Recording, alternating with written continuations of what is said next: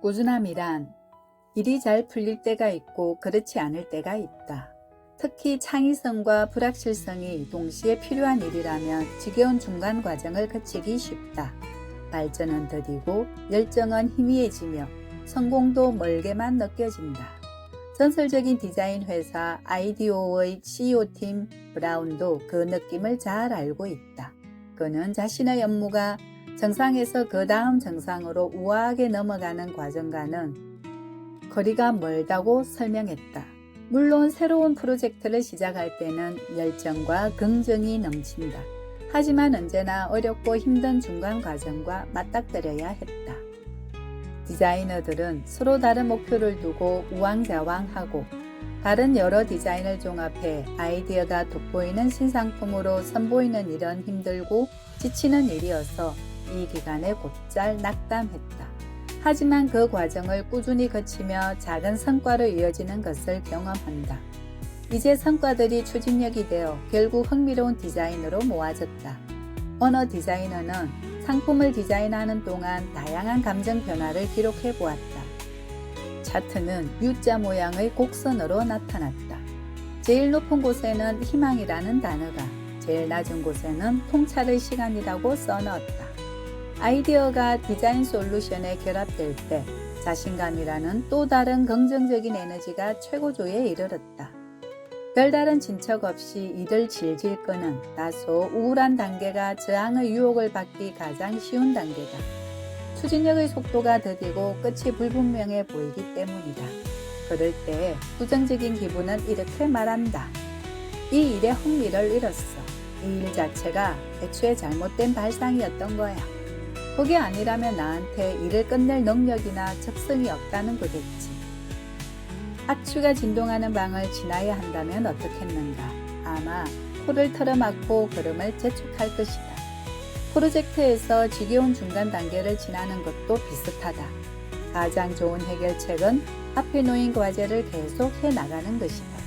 그렇게 하면 다시 열정과 창의적인 에너지가 솟구치게 되는 때가 온다. 모든 계획을 철저하게 고수해야 하는 것은 아니다. 중간에 방향을 바꾸는 것은 얼마든지 괜찮다. 가끔은 그 변화의 폭이 매우 크더라도 말이다.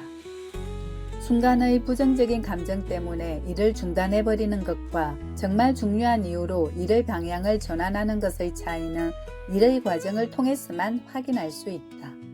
부정적인 저항의 감정을 느낀 후에 다시 일을 시작하면 알 수 있다는 의미다. 여전히 힘들고 버겁지만 처음 그 일을 시작했을 때와 같은 에너지가 느껴진다면 순간의 저항에 휩싸였을 가능성이 매우 크다. 그렇다면 이제 U자 곡선처럼 전진이 다가올 것을 믿고 그 일을 지속해야 한다. 성공에는 근성이 필요하다. 또는 그리스로 불리는 성품이 필요하다. 그리스는 펜실베니아 대학교 심리학자 안젤라 더웍스가 주장한 덕목이다.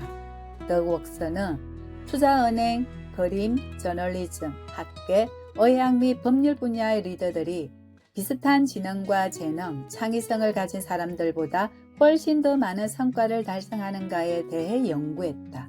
그녀는 이 연구에서 성공한 리더들의 공통된 성격을 발견했는데 그것을 그릿이라고 이름 붙였다. 그릿은 장기적 목표에 관한 인내와 열정이라고 정의할 수 있습니다. 도전을 향해 끊임없이 일하는 것이죠. 실패나 역경, 더딘 진척에도 불구하고 일에 대한 노력과 흥미를 잃지 않으면서요. 그릿으로 충만한 사람들은 어떤 일에 대한 성취를 마라톤과 같다고 여깁니다.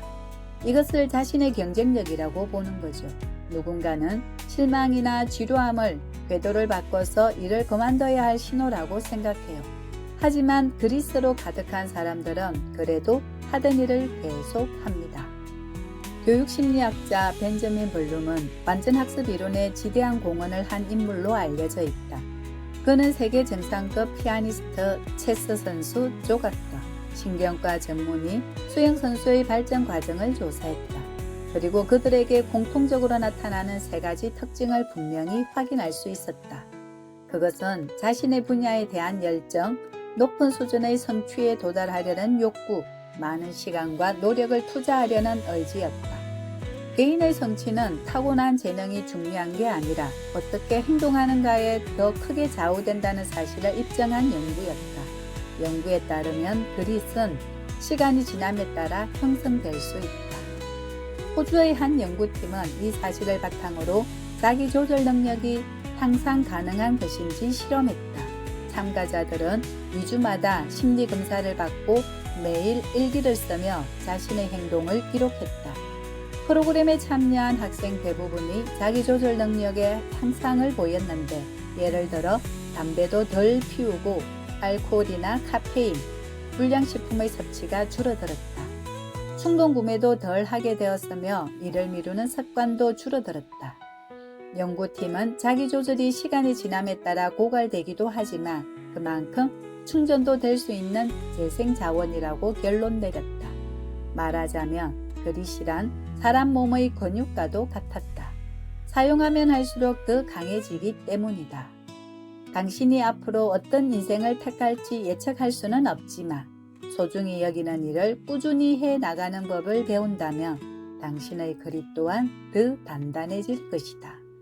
꾸준함, 근성, 그릿, 연습하여 내 걸로 만들어요.